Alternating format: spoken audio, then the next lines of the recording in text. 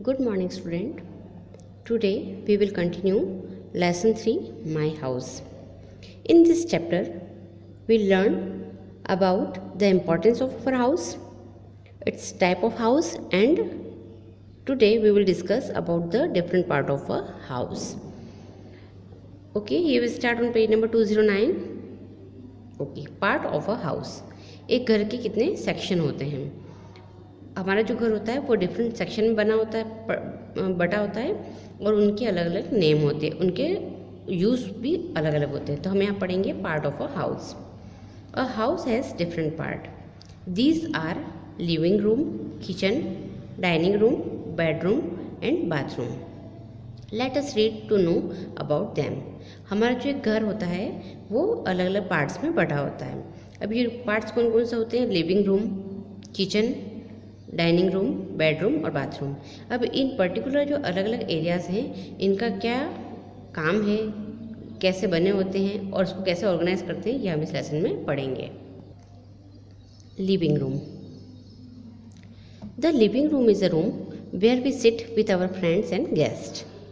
Living room हमारे घर का एक ऐसा पार्ट है जहाँ पर कि हम अपने फ्रेंड्स और गेस्ट के साथ बैठ के बात करते हैं and talk to them when they visit us. और जब भी कभी मेहमान हमारे घर पे आते हैं तो उन मेहमानों को हम इस रूम में बैठाते हैं और उनको होस्ट करते हैं। We may also read books, watch TV and playing games in this room. अब इस रूम में अधिकतर हम लोगों के सभी घर में टेलीविज़न सेट लगा होता है जहाँ पर बैठ के हमारे सारे फैमिली मेम्बर्स टीवी शोज़ देखते हैं।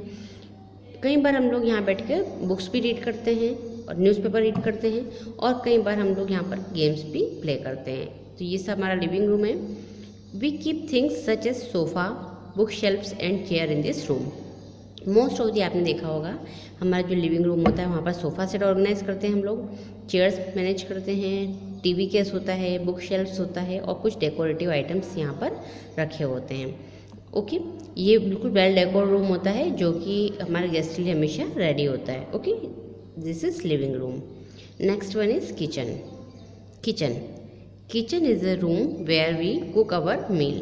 किचन एक ऐसी जगह है जहाँ पर कि हम हमारे घर का खाना बनाते हैं। We find the sink, gas stove and utensils here. यहाँ पर हमको क्या मिलेगा? गैस स्टोव मिलेगा जिस पर हम खाना कुक करते हैं। यहाँ पर सिंक होगा जहाँ पर कि हम अपनी जो डिशेस होती हैं, प्लेट्स वगैरह, उसको वॉश करते हैं, ये वॉश एरिया होता है।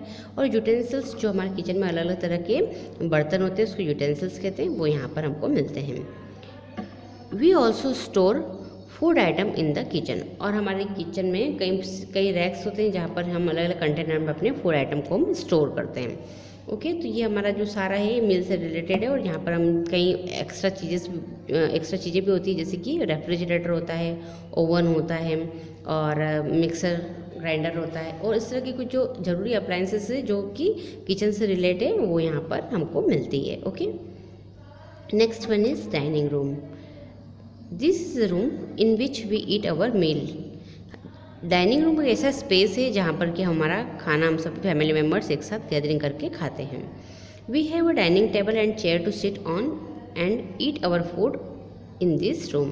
ये एक ऐसा एरिया है जहाँ पर कि बड़ा सा डाइनिंग टेबल होगा, उसके साथ में चेयर सेट होंगे और मोस्ट ऑफ दी 4, 6 और आपकी फैमिली अगर जॉइंट फैमिली तो ज़्यादा भी चेयर्स हो सकती हैं।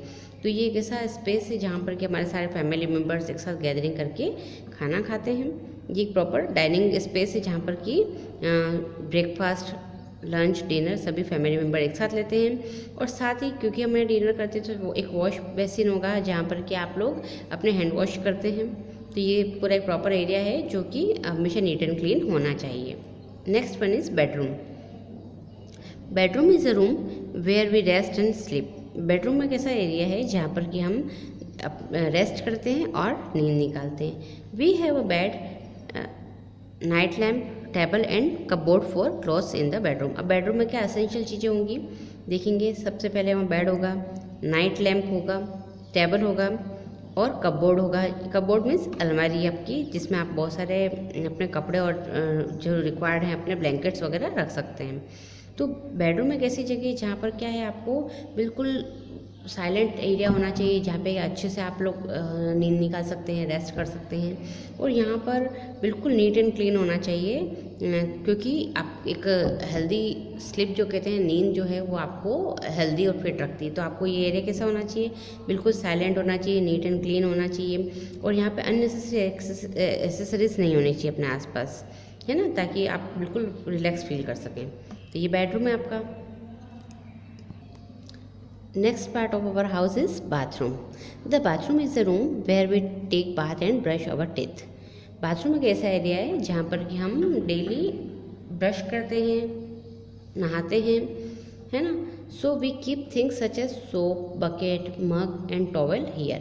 तो इन सभी कामों से, नहाने से रिलेटेड जो भी सामान है हमारा, एसेसरीज लाइक सोप, साबुन, बकेट, बाल्टी, मग, टॉवेल, ये सारी एक्स्ट्रा चीज़ें, डोरमेट वगैरह, ये सब यहाँ पर इसमें वेल ऑर्गेनाइज होता है। अब हमको क्या ध्यान रखना है, we should keep the bathroom clean and dry. हमारा जो बाथरूम स्पेस है वो हमेशा क्लीन होना चाहिए, साफ़ और सूखा होना चाहिए। सो दैट क्या होता है, ये बहुत हाइजीन के पर्पज़ से यहाँ पर क्लीन रखना इसको बहुत ही ज़्यादा ज़रूरी है। ओके, तो ये बाथरूम जो है आपने देखा है, आपका जो यहाँ पर स्विमिंग टब है ये भी हो सकता है, वॉश बेसिन हो सकती है, और ये आपका पूरा एक एरिया है जिसको कि नीट एंड क्लीन रखना है आपको। ओके, अब यहाँ देखेंगे taking care of our house. How should we take care of our house? So we should always keep our house clean. हम अपने घर की देखभाल कैसे करेंगे, हमें अपने घर को हमेशा साफ़ सुथरा रखना है। Living in a clean house protect us from disease. एक साफ़ सुथरा मकान जो है वो हमको हमेशा बीमारियों से बचाता है। सो हमको क्या करना है, हमारे घर को एकदम क्लीन रखना है, सारे एरिया को हमेशा बिल्कुल मेंटेन रखना है, सारी चीज़ें एज इट इज़ जहाँ पर जैसी सेट है वहाँ पर ऐसी रखनी चाहिए। और बड़े बड़े जो हमारे घर के हैं वो हमको जैसे इंस्ट्रक्शन देते हैं हम उसको फॉलो करना चाहिए। तो हमारी गुड हैबिट्स हमें अपने आप से डेवलप हो जाएगी। अब यहाँ पिक्चर स्टडी करेंगे हम लोग। ये पिक्चर है, आप देखेंगे हमने जो टाइप ऑफ हाउस पढ़े थे उनमें से किस टाइप का हाउस है। So first question is identify the type of house show in the picture. अब इस पिक्चर को देख के आपको आइडेंटिफाई करना है कि किस टाइप का हाउस है। क्या ये हर्ट है, पक्का हाउस है या कच्चा हाउस है, तो आपको ये पता लगाना है। यस, दैट इज़ पक्का हाउस। तो आपको यहाँ स्पेलिंग लिखनी है PUCCA पक्का हाउस। ओके, तो आप यहाँ से पक्का हाउस की स्पेलिंग्स पे फिलअप कर देंगे।